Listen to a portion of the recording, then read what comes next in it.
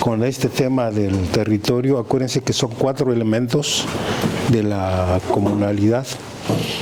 Está el trabajo, está el territorio,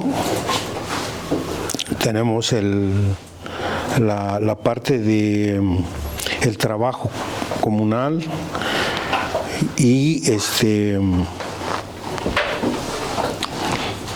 esta que corresponde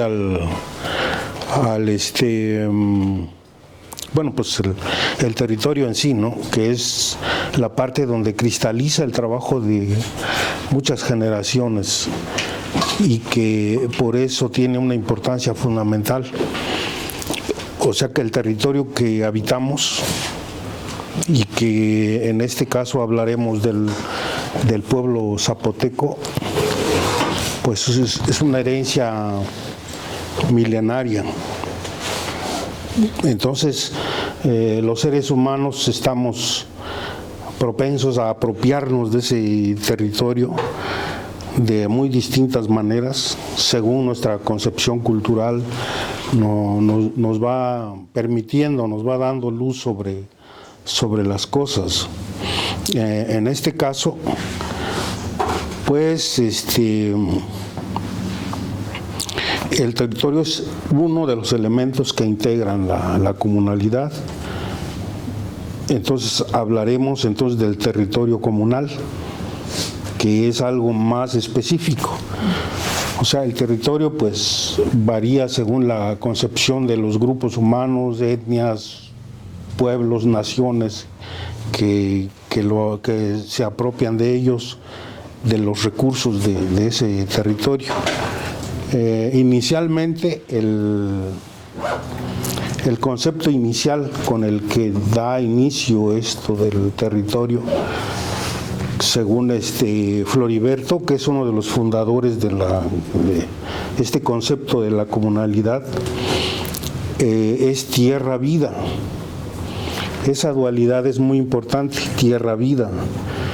Quiere decir que la tierra es dadora de vida, pues a través de los productos que nos da, los alimentos, la cacería, los árboles, los ríos, el agua, y todo esto pues conforma un todo que nos permite vivir en él, en el espacio, territorio, y que aprendemos a manejarlo, a utilizarlo a través de un proceso de aprendizaje desde que somos pequeños.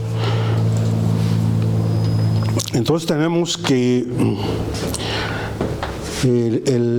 los 3 niveles del territorio son el suprasuelo, arriba, del suelo hacia arriba, el suelo en sí, que es la parte central, y el subsuelo, que es otro nivel del territorio, ¿sí? En el suprasuelo se encuentran las deidades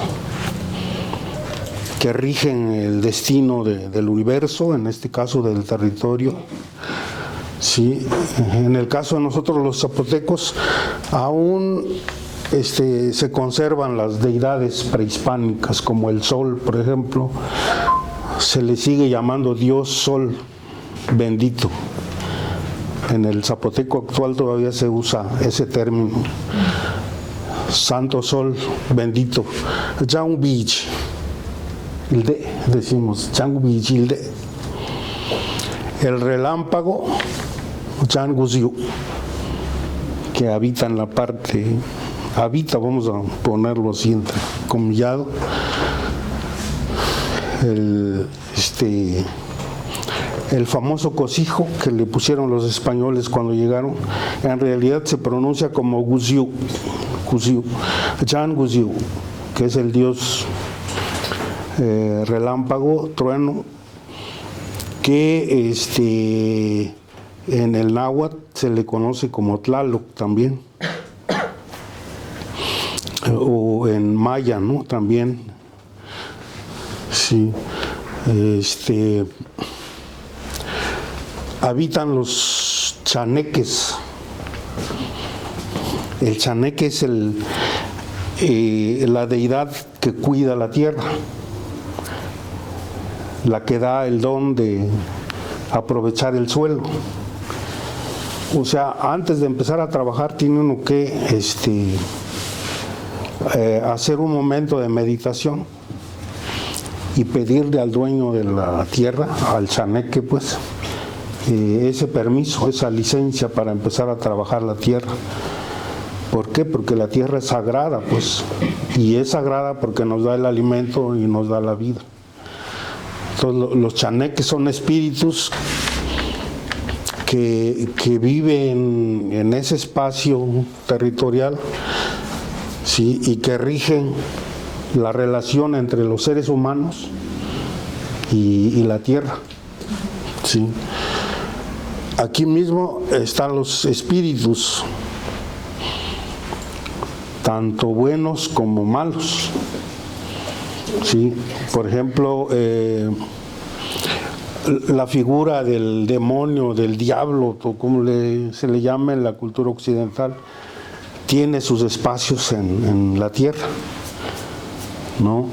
Y si quiere uno tener una relación con el maligno, pues hay lugares donde se le puede invocar en ese territorio.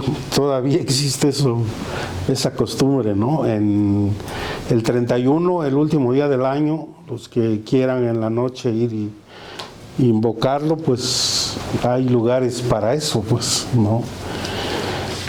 Normalmente se dice que van a solicitar bienes materiales, dinero, recursos, riqueza, etcétera, ¿no? Bueno, entonces también en el suprasuelo están las constelaciones, que es muy importante eso. Todavía existe en la cultura zapoteca los nombres de las constelaciones, ¿no? La Osa Mayor y la Osa Menor, que desde los griegos ya se manejaba eso. Tiene sus nombres respectivamente en la lengua zapoteca, ¿no? Por ejemplo, la Osa Mayor, Valgibgas, le dicen. Las 7 cabritas. ¿Han visto las 7 cabritas un montoncito de estrellitas en el cielo? Son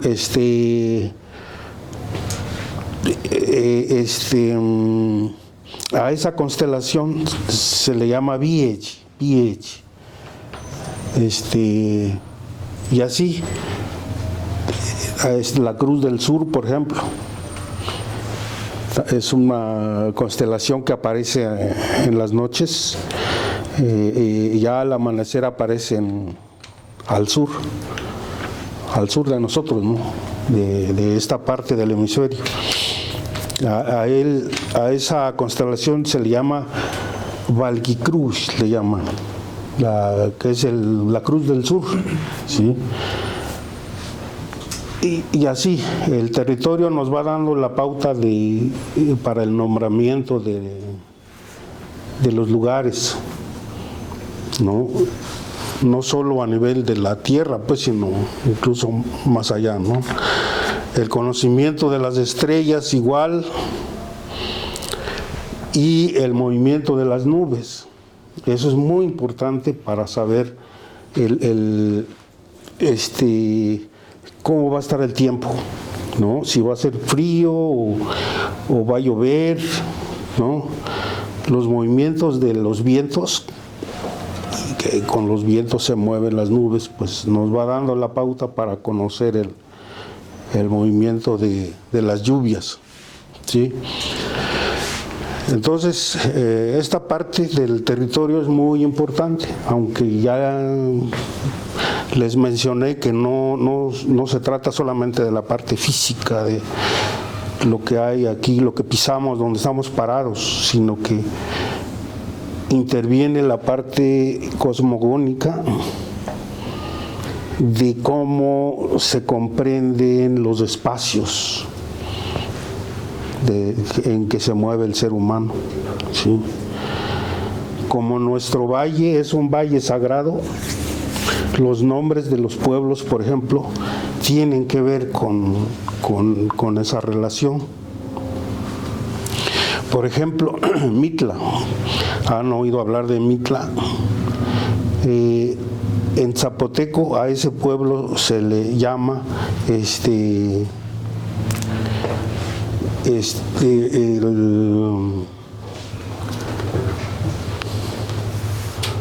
se le llama lugar de donde radica la religión. Liu Shva, lugar de religiosidad o lugar donde vive el Papa, digamos, el Papa prehispánico, el jefe de la iglesia prehispánica, ¿no? Eso quiere decir en lengua zapoteca. Pero cuando llegan los aztecas le pusieron Miquitla, que es Mitla es una reducción, que es el lugar donde habitan los muertos, ¿no? Pero en la cultura zapoteca no hay tal cosa, ¿sí? Bueno, en el extremo, al oeste, hay otro pueblo que es San Juan Teitipac, que en zapoteco se le llama Stuiba,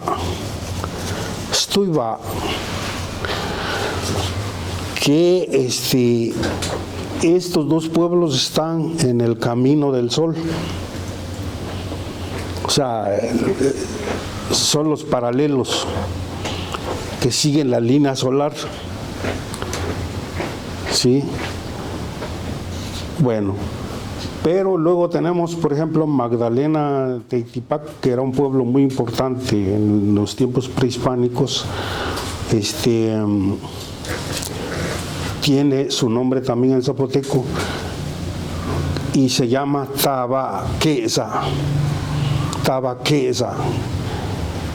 Sí se están dando cuenta que todas tienen una partícula que es va, shva, stiva, taba. Eso es espíritu. Esa pequeña partícula es espíritu. Estamos entonces en el valle sagrado de los zapotecos, ¿no?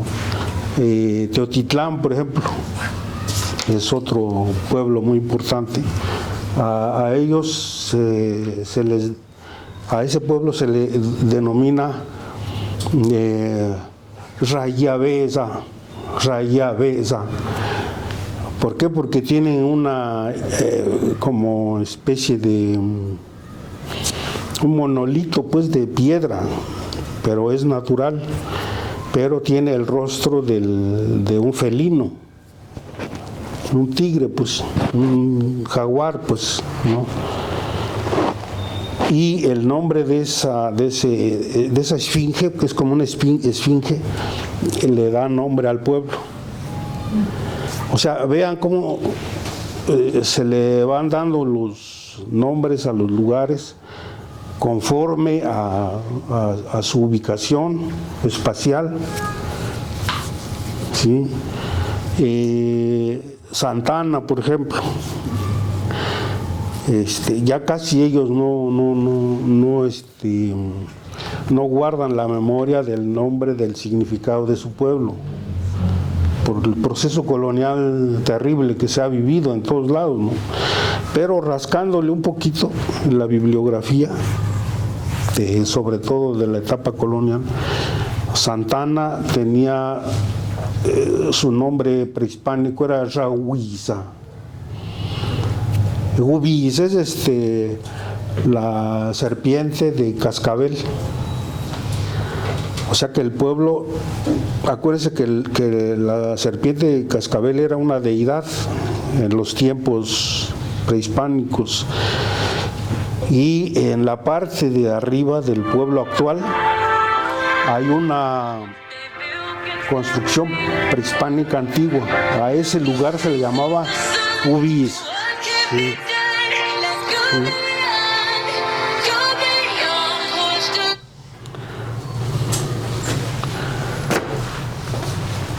Y entonces el nombre del pueblo era lugar del dios Cascabel, del dios de la serpiente de Cascabel. Y que con el reacomodo que hicieron los colonizadores, pues bajaron al pueblo de ahí y lo pusieron en el valle, que es donde está ahora, ¿sí? Alrededor de esta fuente de agua que fue, digamos, el centro de la población, lo que hizo que la gente bajara ahí y que se mantuviera con esa riqueza, pues, del agua, ¿no? Tlacolula, por ejemplo, también su nombre, Xbacro, dicen,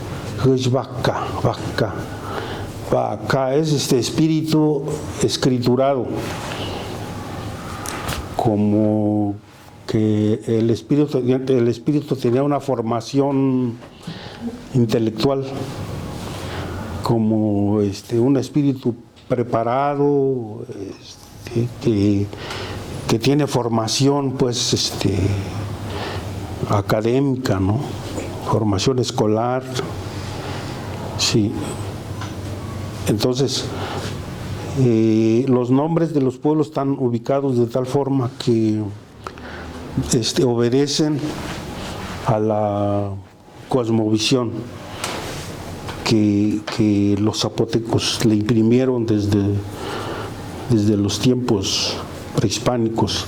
Monte Albán, aún se conserva el nombre de Monte Albán en zapoteco. En zapoteco, al zapoteco se le llama Danves.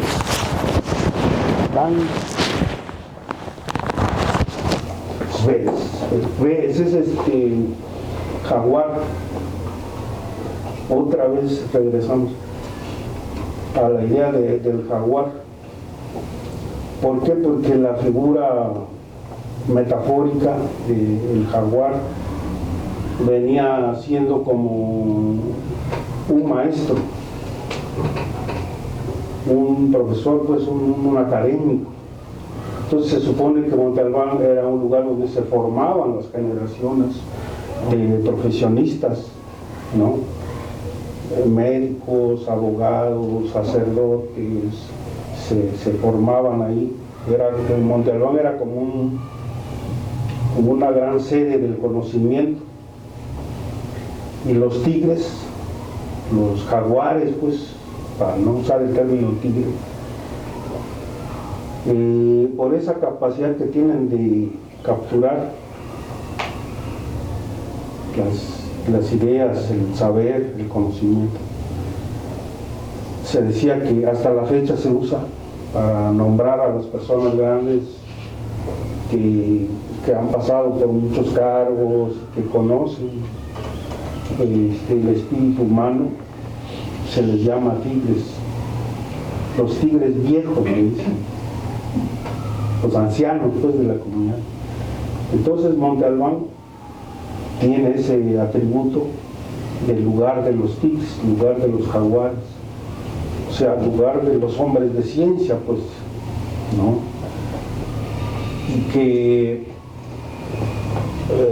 a la fecha, pues, muy poca gente sabe que Monte Albán era eso, como una universidad, ¿no? El nombre de Monte Albán, la verdad no sé de dónde lo sacaron, que pues no tiene ninguna relación con los nombres zapotecos. ¿Sí? Bueno, los nombres de los pueblos tienen mucho que ver con el recorrido solar. Por ejemplo, Mitla y San Juan Tequitipac están sobre la misma línea solar, sobre el mismo paralelo, pues, son los paralelos. Monte Albán y Teotitlán están sobre la misma línea solar. Es el manejo que tenían ellos del territorio. ¿Sí? O sea que no era casual que los nombres coincidieran, ni que estuvieran en esos lugares donde están, pues, o donde están los pueblos viejos, ¿no? Porque Monte Albán pues, se dejó de habitar hace muchos siglos. Incluso cuando los españoles llegan aquí ya no había gente en Monte Albán, ya estaba deshabitado. Entonces, esa es la importancia del manejo de los espacios desde la visión de los zapotecos. Bueno, luego tenemos la parte del suelo en sí, el suelo comunal, digamos, ¿no? Está la cuestión de los bosques, que todavía Oaxaca tiene mucho bosque. No sé si ya fueron a Cajonos, ¿no? Van a poder apreciar la riqueza del bosque todavía que está vivo, ¿no? Todavía da agua, da alimentos, da para la fauna, da los espacios, ¿no? Están los pastos, donde de aquí se obtienen las proteínas de los animales, donde se practica la milpa. ¿Sí? La milpa es para la subsistencia del ser humano, donde hay combustible, que es la leña, ¿no? También está la zona urbana, la traza urbana de calles y templo y las casas y todo eso. Eso es lo que tenemos aquí en este plano. Sobre todo la cuestión de las reservas. Mucha gente dice, bueno, ¿por qué no se trabaja ahí? Tiene siglos que es monte y no lo trabajan, ¿no? La gente sabe que son reservas para las generaciones que vienen más adelante. O sea, nosotros, el territorio todavía se practica la cuestión de la sustentabilidad que se conoce ahora. Es una explotación sostenida, pero para que dure plazos largos. ¿Sí? No es de explotarlo e irse, ¿no? De pisa y corre, decimos acá. ¿Por qué? Porque generalmente, por ejemplo, el uso del bosque es acabar el bosque, dejarlo pelón y ya, irse a otro lado. No, aquí se trata de sembrar otra plantita. Si yo corto una plantita, tengo que sembrar otra para que crezca. Con el tiempo otras generaciones lo van a usar, ¿no? Entonces el uso sustentable del territorio es muy importante para nosotros. Entonces, por eso le llamamos aquí el territorio compartido. ¿Sí? Por ejemplo, en el caso de los terrenos cultivables, donde hay milpa, se practica la roza, ¿sí? Se siembra, al cabo de 4 o 5 años ya la tierra ya no da para más, entonces se deja y se pasa a otro lote, a otro terreno. Los comisariados de bienes comunales, que veíamos cuando vimos el asunto del poder comunal, tiene esa capacidad para decirle a la nueva familia, tú vas a trabajar este terrenito y vas a tener tu casa aquí en la zona urbana, entonces vas a trabajar los terrenos y vas a vivir la zona urbana, ahí te lo da la comunidad, pero tienes que cuidar.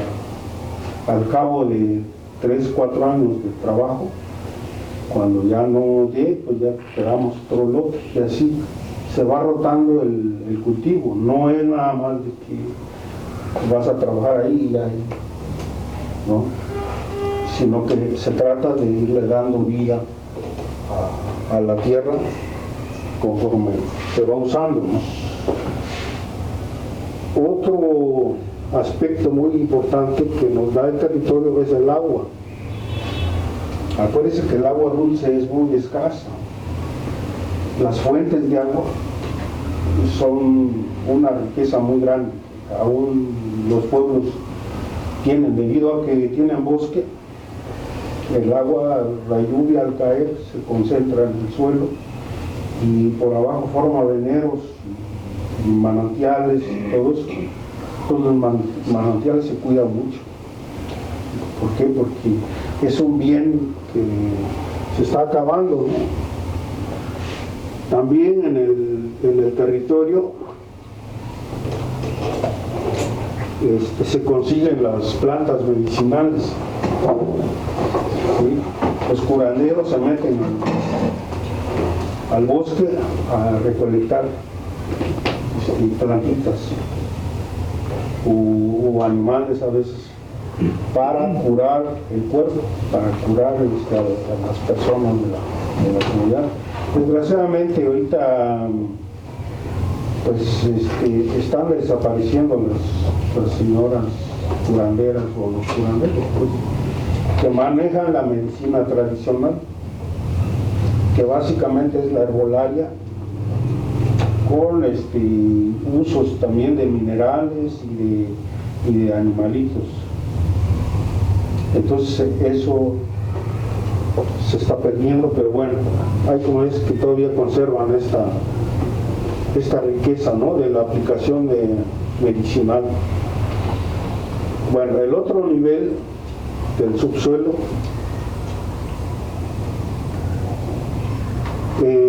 está pues los veneros, los minerales, los pétreos, los pozos. ¿Sí? Ahorita eso es una cuestión muy terrible. Las compañías transnacionales están llegando a proponerle a los pueblos, ahora con las técnicas ya nuevas para detectar el metal abajo de la tierra, pues ya saben dónde están las vetas. Y muchas de esas vetas coinciden con la explotación colonial que se dio desde la etapa colonial, pues, ¿no?, en donde se abrieron muchos socavones, entradas de mina para poder extraer el metal. Sí, en el caso de valles centrales, los valles están sobre una veta de oro, de metal, y eso ha sido una como maldición, ¿no? ¿Por qué? Porque cuando los colonizadores se dieron cuenta que incluso había minas a flor de suelo, ni siquiera tenían que escarbar, a flor de suelo estaban las vetas, ¿no? Ahora que hicieron la carretera que va al istmo, encontraron las vetas sobre la carretera que fueron abriendo, aparecieron las vetas del metal. Bueno, pero eso trajo como consecuencia que se diera una invasión prácticamente, ¿no? Entonces la veta más importante empieza en Guelavila. Allí hay 2 socavones enormes y ya el pueblo ya se peleó, ya se dividió, ya empezaron a matarse entre ellos, porque unos dicen, bueno, vamos a utilizar el metal, y otros dicen, no, vamos a reservarlo para las generaciones venideras, etc. y ahí hay una guerra interna.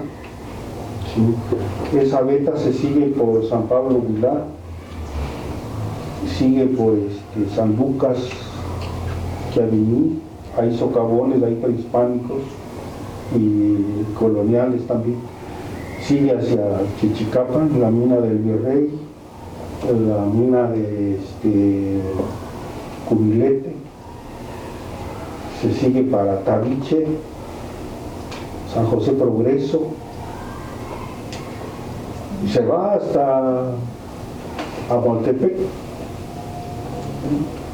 se sigue esa veta, pasando por San Miguel Peras y toda la parte mixteca.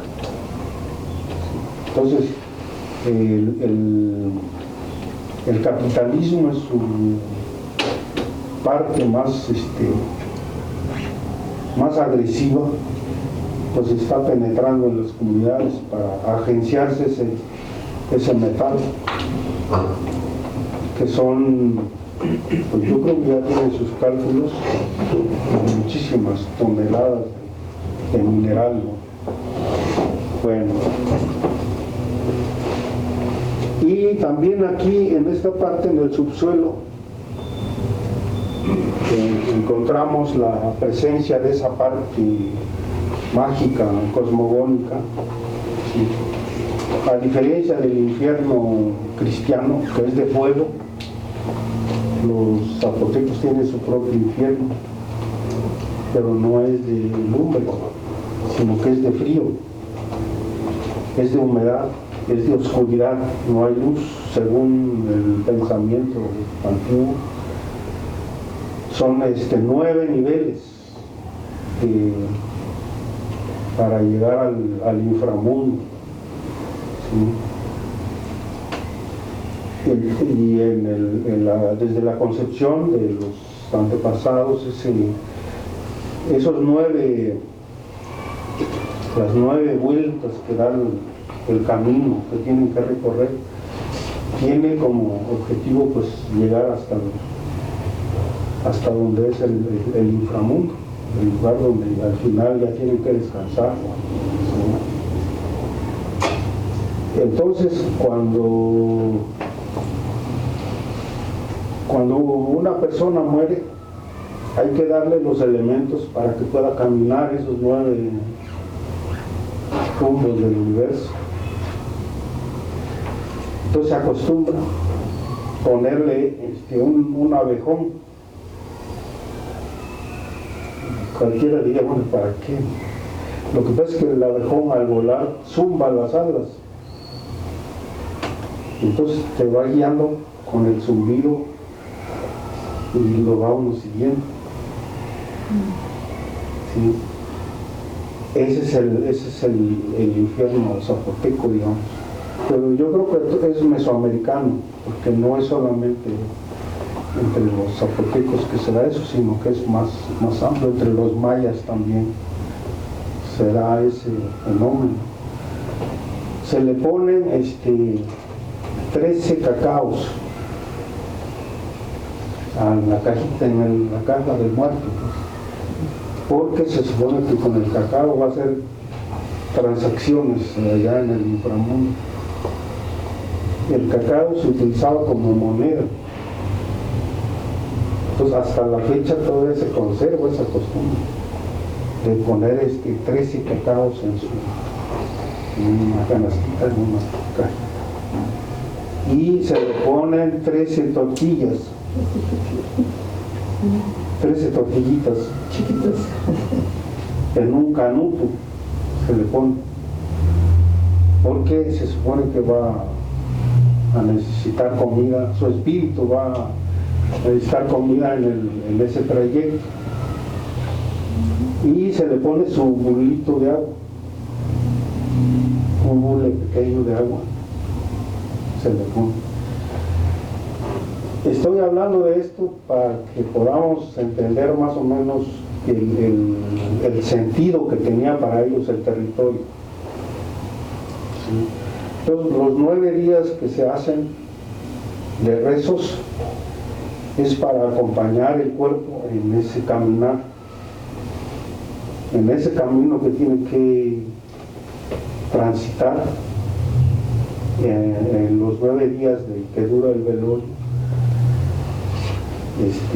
se le va ayudando al difunto a avanzar en ese caminar.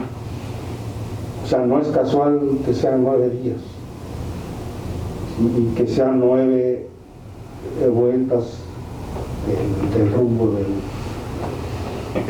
del infierno zapoteco. Entonces, tiene una explicación. ¿Sí? Bueno, los elementos del territorio están en íntima relación, en unidad con los otros elementos de la comunalidad. ¿Sí? Acuérdense que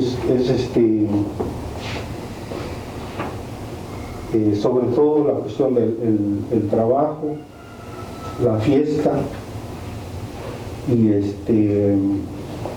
¿cuál era el otro elemento?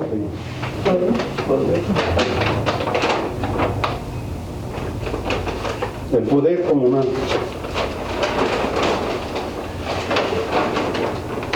Sí, los otros están bien imbricados, bien apretaditos, relacionados entre sí. Entonces, el aprendizaje del entorno es una tarea vital en el proceso de enculturación de la educación comunal, desde los pequeñitos, cómo van apropiándose de su entorno, del territorio, pero también de la parte ecológica. O sea, la ecología del territorio es compleja. Las generaciones mayores de los adultos tienen la encomienda de enseñar y profundizar en los jóvenes el conocimiento de su entorno, ¿no? Por ejemplo, los niñitos que cuidan el ganado ya saben dónde hay